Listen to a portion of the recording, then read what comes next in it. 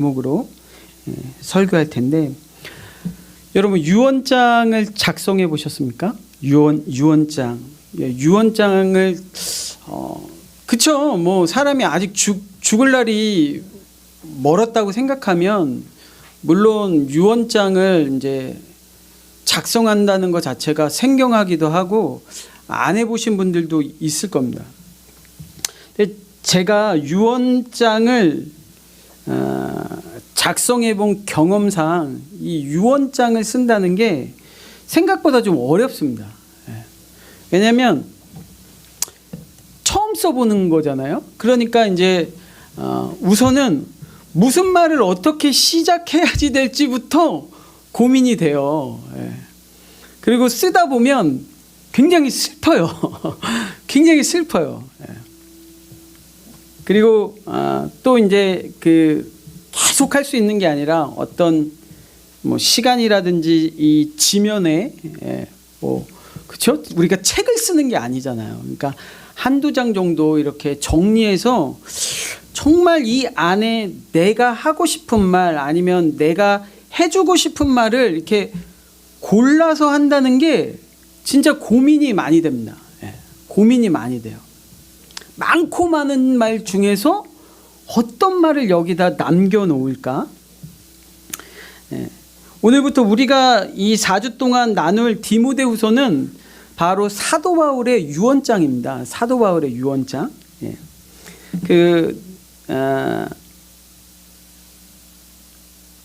로마의 네로 황제 때, 여러분 잘 아시는 네로 황제 시대 때 기독교에 대한 박해가 엄청나게 심했습니다. 그때 이제 이 사도 바울이 로마의 감옥에 재차 처음 갇힌 건 아니지만 이제 다시 갇히면서 쓴 서신입니다. 물론 사도 바울이 그 전에 뭐 빌립보에서도 그렇고 뭐 성경책만 봐도 뭐 한두 번 감옥에 갇혔던 게 아니잖아요. 그런데 이제 이 사도 바울이 이번 감옥에 갇혔을 때는 느낌이 안 좋은 거예요. 이게 내 마지막이 될 것 같은 이런 마음이 느껴지는 거죠. 이게 내 끝이구나를 직감하면서 쓴 마지막 이 유언의 편지가 이 디모데후서입니다. 디모데후서. 여러분 유언은 누구한테 합니까? 유언을 누구한테 합니까? 지나가는 아저씨한테 하는 거예요? 그렇죠. 유언은 사랑하는 사람들한테 하게 됩니다. 유언은 가장 사랑하는 사람한테 하는 말이 유언입니다. 죽기 전에 내가 마지막으로 꼭 한번 얼굴을 보고 싶은 사람, 내 마지막 눈을 감기 전에 얼굴을 보고 싶은 사람이 있잖아요. 그 사람한테 하는 게 유언이고, 또 죽기 전에 단 1초라도 그 목소리를 듣고 싶은 존재, 내가 마지막으로 한 통화 아니면 마지막으로 메시지를 하나 보낼 수 있는 사람이 있다라면 그때 생각나는 사람한테 하는 게 유언이에요. 유언. 그래서 어떤 사람들은 미처 이 유언장, 유서라는 걸 남기지 못했는데 마지막에 했던 그 통화 아니면 마지막에 보냈던 뭐 메시지, 문자 뭐 이런 것들이 그 사람의 마지막 유언이 되기도 하죠. 우리가 그런 것들을 많이 보잖아요. 마지막 죽음 앞에서 했던 마지막 통화, 마지막 그 죽음의 시간에서 보냈던 마지막 메시지. 그래서 유언은 이제 일반적으로 가족들한테 많이 남기죠. 그렇죠? 가족들한테 많이 남깁니다. 사도 바울은 자기의 마지막 유언을 오늘 설교 제목처럼 사랑하는 아들 디모데에게 남겼습니다. 사랑하는 아들 디모데에게. 물론 이제 사도 바울이 결혼을 안 했고 자식이 피가 섞인 친자식이 없기 때문에 디모데가 친아들은 아니지만 오늘 디모데전서 2절에 이렇게 나왔습니다. 믿음 안에서 참 아들 된 디모데에게 편지한다.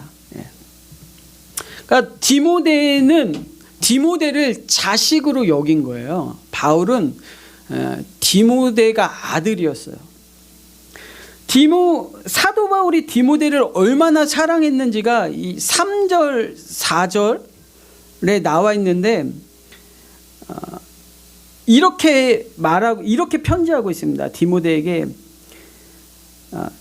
내가 너를 위해서 밤낮으로 기도하고 있어. 나는 너를 쉬지 않고 생각하고 있어.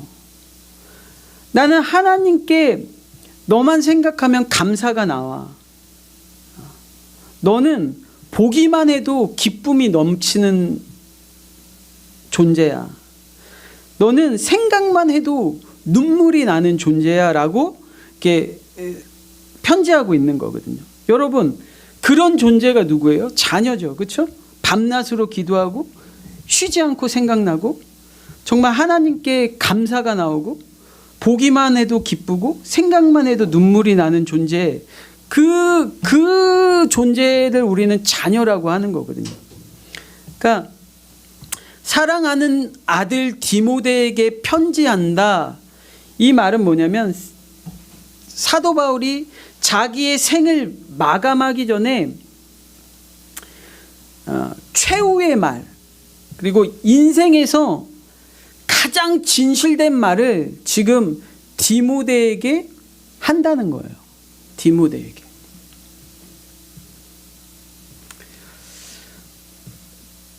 바울 주변에 많은 사람들이 있었습니다. 바울 주변에 여러 사람들이 있었는데 바울이 특별히 자기의 마지막 유언을 디모데에게 남기면서 이 디모데를 자기의 아들처럼 사랑했던 이유가 뭘까요?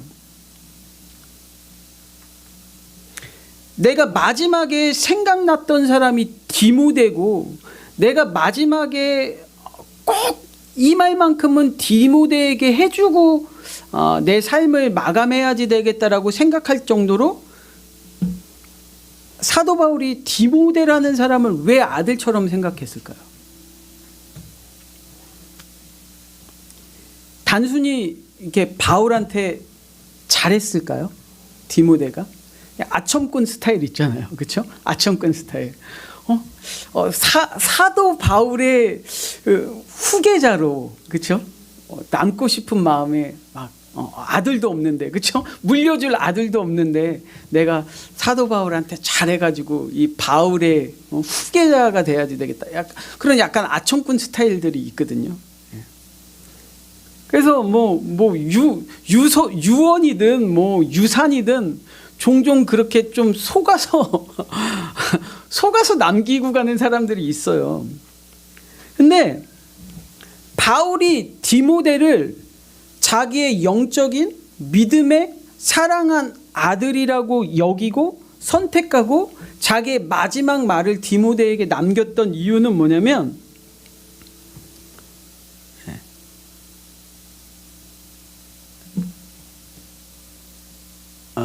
그가 디모데 전서가 펴져 있죠? 디모데 후서인데, 예.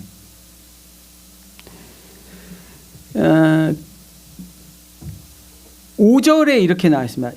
그런 이유, 그렇죠? 그 이유, 내가 밤낮 기도하고 쉬지 않고 생각하고 하나님께 감사하고 보기만 해도 기쁨이 넘치고 생각만 해도 눈물이 나는 네가 그런 존재인 이유는 뭐냐? 5절에 이는 너의 속에 거짓이 없는 믿음이 있음을 생각함이라. 거짓이 없는 믿음을 갖고 있는 자였기 때문이에요. 디모데가. 수많은 사람들이 있었는데 디모데는 어떤 사람이었냐? 거짓 없는 믿음을 갖고 있는 사람이었어요. 거짓 없는 믿음. 그게 디모데라는 존재를 한마디로 정의하면 이렇게 쓰는 거예요. 디모데는 거짓이 없는 믿음을 갖고 있는 자였다. 여러분, 거짓 없는 믿음은 어떤 믿음일까요? 거짓 없는 믿음. 믿음도 여러 가지 종류가 있어요, 여러분. 근데 거짓 없는 믿음은 뭘까요? 가식이 없다는 뜻이죠. 가식이 없다. 진실하다라는 뜻입니다. 진실하다. 꾸밈이 없다. 뭐 이렇게 있는 척하지 않는다는 거예요. 있는 그대로 주님 앞에 나아간다라는 소리거든요. 그래서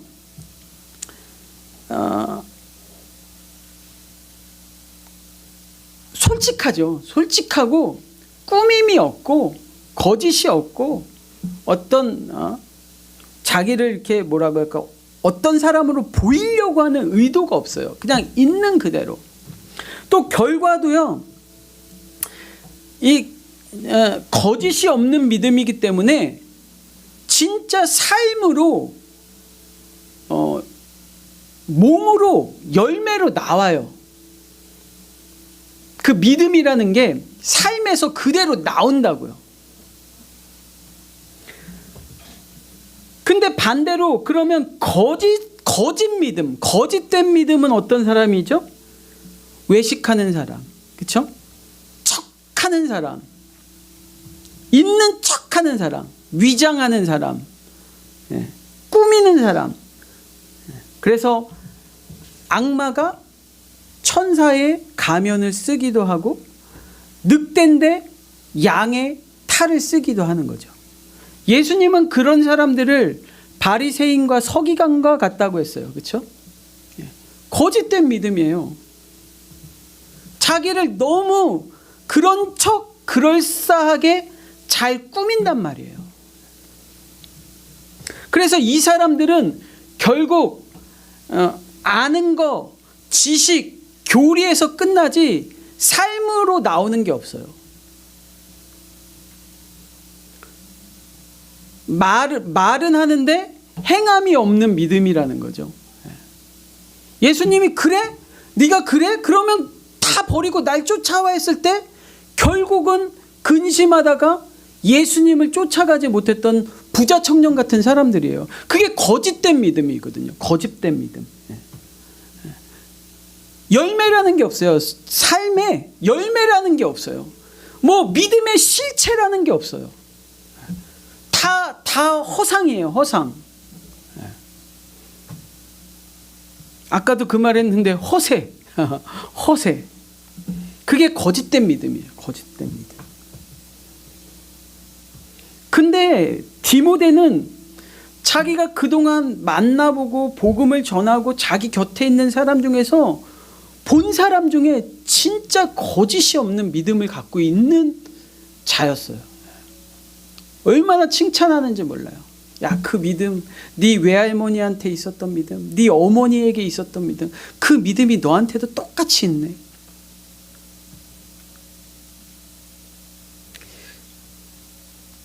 그래서 이 거짓 없는 믿음을 가진 청년 디모데를 자기 정말 믿음의 아들처럼 여기면서 내 사랑하는 아들 디모데에게라고 편지 쓰는 거예요. 그렇게 사랑하는 디모데에게 이 유언장 같은 유서 같은 이 편지에 가장 먼저 하는 말이 뭐냐?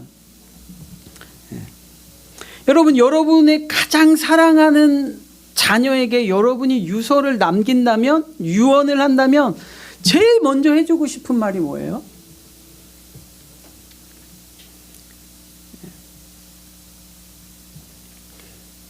사도 바울은 이렇게 첫 번째 유언을 남기고 있습니다.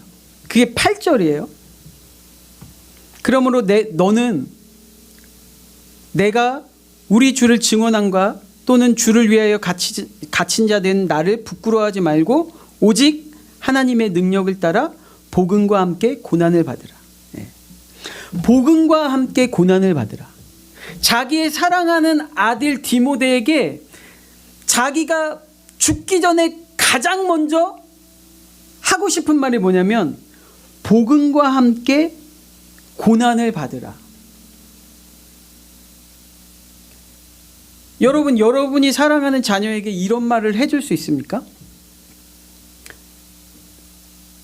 여러분들이 여러분의 자녀에게 마지막으로 한마디 남기고 갈 수 있다면 할 수 있는 말이 너 복음과 함께 고난을 받아라, 이렇게 말할 수 있을까요? 여러분, 사랑하는 자녀에게 고난을 받으라는 게 부모가 마지막으로 남기고 갈 수 있는 말일까요? 그렇잖아요. 잘 살아라, 행복하게 살아라, 근심 걱정하지 말고 네가 하고 싶은 거 다 하고 살아라, 뭐 이런 말이지. 고난을 받으라고 얘기하고 가는 게 정말 자기 자녀에게 어떻게 이런 유언을 할 수 있을까? 근데 유언이라는 건 그렇잖아요. 가식이 없는 거고, 뭐 마지막에 무슨 그쵸? 정말 진심으로 하는 말이거든요. 그것도 자기 사랑하는 자녀에게.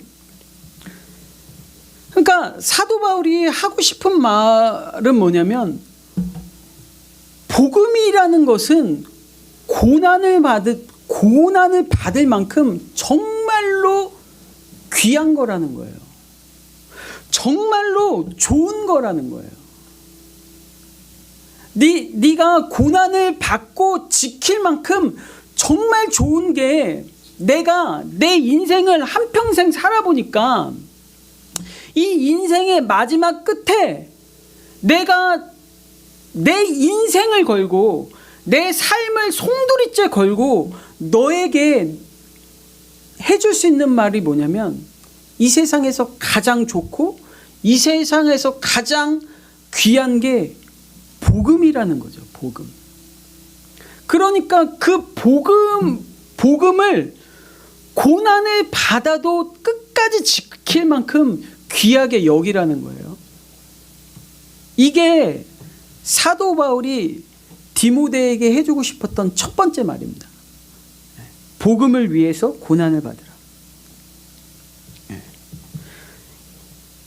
정말 이 복음이 진짜가 아니었다면, 내가 그냥 괜한 소리, 지식적인 소리, 헛된 소리, 그냥 뭐 좀 있어 보이려고 했던 소리, 사도 바울이 자기 인생을 송두리째 바꾸고 자기 모든 갖고 있던 것을 버리고 옥에 갇히고 매를 맞고 자기 인생을 걸면서 했던 그 복음이, 전했던 그 복음이 만약에 가짜였다라면 자기 자녀에게 이렇게 확실하게 말하지 못했을 거예요. 근데 자기가 정말 자기 모든 것을 걸고 그 복음을 위해서 살아봤더니 이것만큼 진짜 복이 없는 거죠. 그렇죠? 아까 우리 찬양했던 것처럼 나는 주를 섬기는 것에 후회가 없고, 주님을 만난 것이 내가 가장 복된 일이고, 예수님을 주로 섬긴 것이 내가 이 세상에서 가장 잘한 일이라는 거예요. 그 확신이 없다면 이런 얘기 못 합니다. 근데 사도 바울은 너무 확신이 있었어요. 복음이 진짜 복이다. 여러분, 복음이 그렇죠? 복음이 복된 소리라는 뜻이죠. 여러분, 복음을 한마디로 말하면 뭡니까? 예수 안에 모든 것이 있다라는 거예요. 복음은 어떤 소리냐? 예수 안에 모든 게 있어.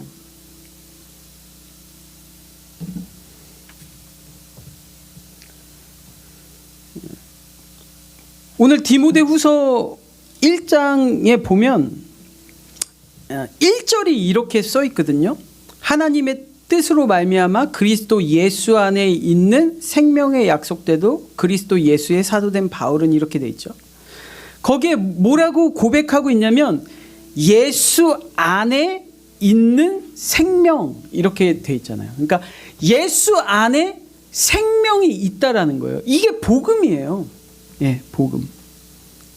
근데 계속 이 편지에 예수 안에 있는 것들에 대해서 말하고 있거든요. 13절에도 보니까 너는 그리스도 예수 안에 있는 믿음과 사랑으로서 내게 들은 바 바른 말을 본받아 지키라 이렇게 돼 있어요. 그렇죠? 그러니까 예수 안에 지금 뭐가 있어요? 생명도 있고 예수 안에 믿음도 있고 예수 안에 사랑도 있어요. 다 예수 안에서 받는 거예요.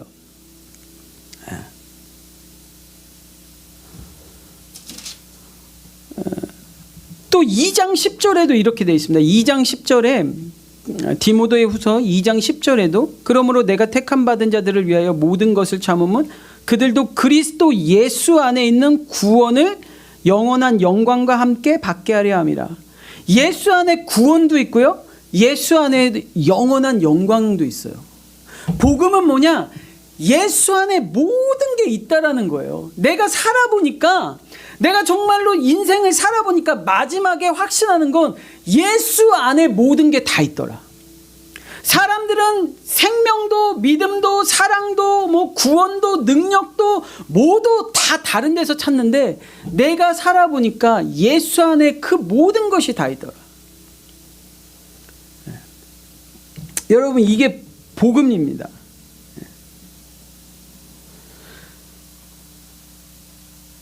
그러니까 이 말만큼은 꼭 해주고 싶은 거야. 앞으로 너의 삶에 어떤 고난이 찾아올지라도 이 복음을 지키고 이 복음을 잃어버려서는 안 돼. 이 복음을 빼앗겨서는 안 돼. 왜냐? 거기 안에 다 있더라. 정말 예수 안에 각종 정말 복이 있고 진리가 있고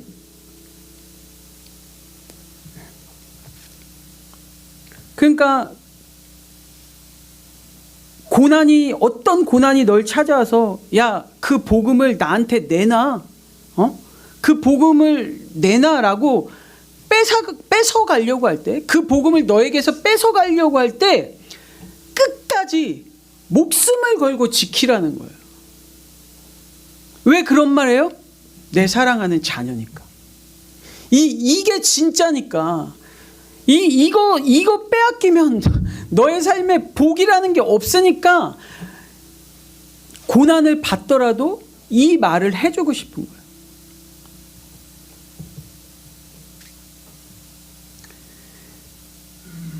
여러분, 복음을 가진 사람한테 반드시 고난이 찾아오게 되어 있습니다.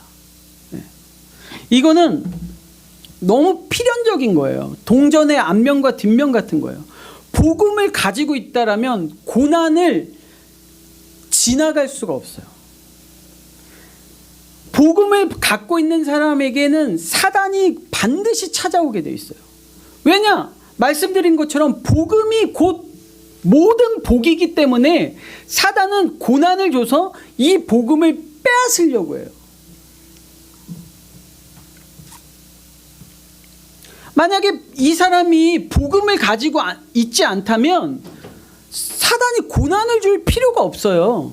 찾아올 필요가 없어요. 근데 복음을 갖고 있는 사람한테는 반드시 사단이 찾아와서 고난을 줘요. 사도 바울은 그러니까 결국에는 그 믿음이 거짓인지 진짜인지는 고난이 찾아왔을 때 구별이 되는 거예요.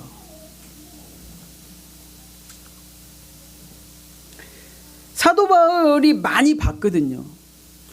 자기가 예수님도 그렇지만 사도 바울도 내가 정말 목숨을 걸고 이 예수 안에 있는 생명, 이 예수 안에 있는 믿음, 이 예수 안에 있는 사랑과 능력과 모든 영광, 이거를 정말 목숨을 어떤 고난이 찾아와도 내가 정말 이것만큼은 지키고 이걸 전하겠습니다 했던 자기 주변에 많은 사람들이 있었는데 진짜 고난이 찾아오니까 그 사람들이 이 복음을 버리고 너무나 많이 떠나는 거예요. 그런 사람들이 이 디모데 후서에 정말 많이 이름이 적혀 있어요. 야, 진짜 고난이 찾아오니까 자기가 믿음이 있다 하던 사람들 중에 이 복음을 버리고 떠나는 사람들이 너무 많더라. 근데 그 사람들의 결국 끝을 보니까 사망이더라. 지옥이더라. 그리고 내가 또 본 것이 뭐냐면 끝까지 이 진실하게 이 믿음을 가지고 복음을 지킨 사람들도 보는 거예요. 아예 없지는 않잖아요. 근데 그 사람들의 삶은 정말 영원한 생명이고 영원한 영광이더라. 잠깐 그 고난을 겪지만 끝까지 그 거짓 없는 믿음으로 이 복음을 지킨 사람들은 하나님이 능히 그 고난 가운데서 끝까지 지켜주시더라. 예.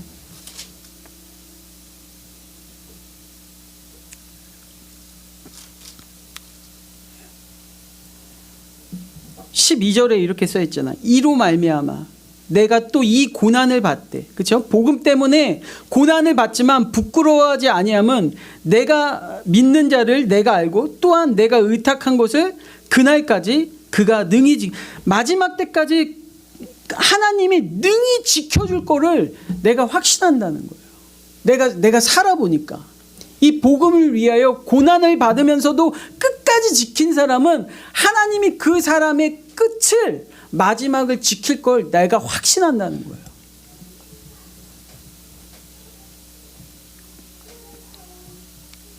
그래서 복음을 위해서 고난을 받는 자 끝까지 하나님을 떠나지 않고 진실되게 믿음을 지키는 자가 되라고 사도 바울이 사랑하는 아들 디모데에게 유언하고 있는 겁니다. 그런 의미에서 어떻게 생각해 보면 이 유언은 내가 사랑하는 사람에게 마지막으로 하는 말이 아니에요. 마지막 말이 아니에요. 다시 만나기 위해서 해주는 말입니다.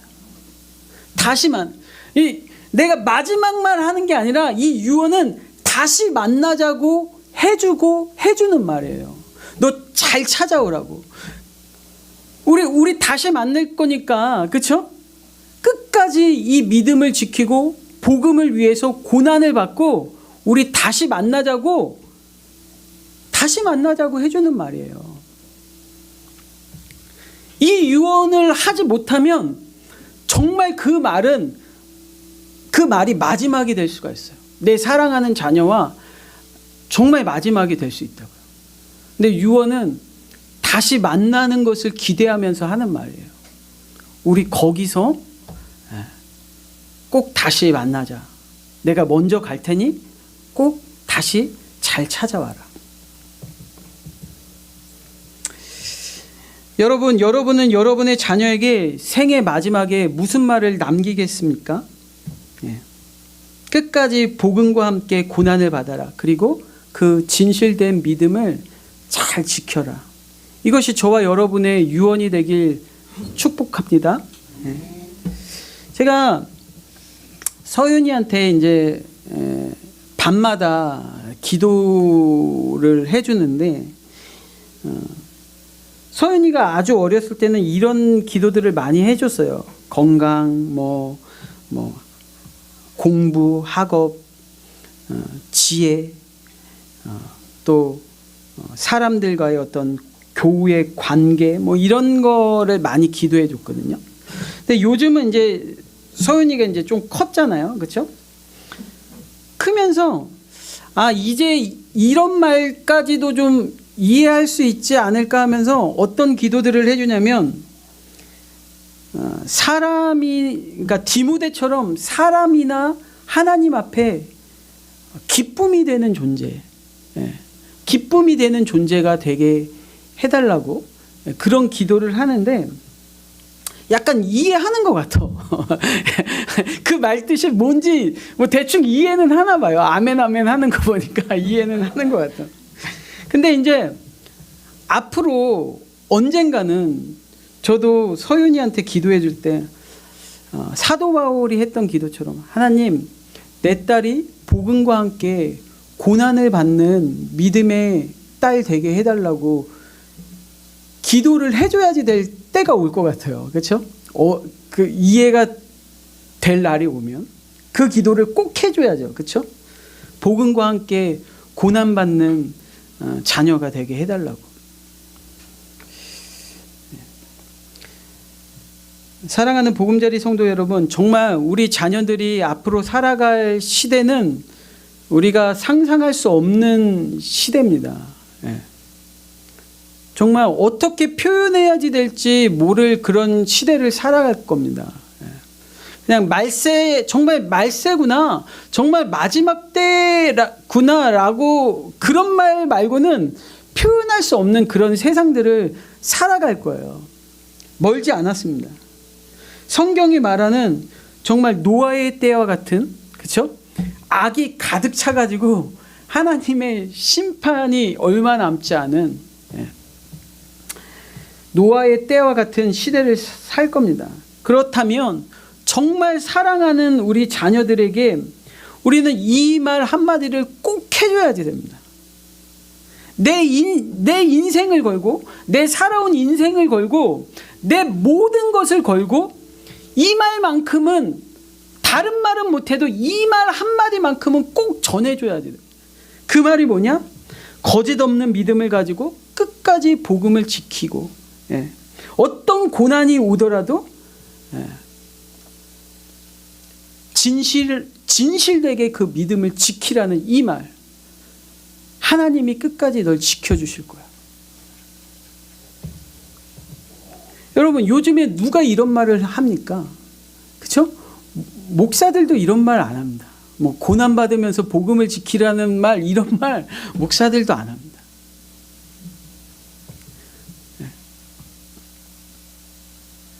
그러나 이것이 믿는 자의 유언이고 내 사랑하는 자에게 해줄 수 있는 가장 큰 사랑이고 가장 큰 축복의 말입니다. 복음을 위해서 고난을 받아라. 그렇게 말할 수 있는 여러분이 되길 축복합니다. 이런 말 진짜 못한다니까요. 어디 가서. 복음을 위해서 고난을 받으다 누구한테 하겠어요, 이런 말을. 내 사랑하는 자녀에게 해줄 수 있는 말이에요. 여러분의 존재와 인생과 여러분의 증언이 또 여러분의 삶이 정말 예수 안에서 내가 생명을 받았어, 내가 예수 안에서 사랑도 받았어, 내가 예수 안에서 모든 영광도 받았어 라고 말할 수 있는 모델이 돼서, 그렇죠? 말뿐만 아니라 여러분의 삶이 정말 그런 삶이 돼서 이 시대를 향해서,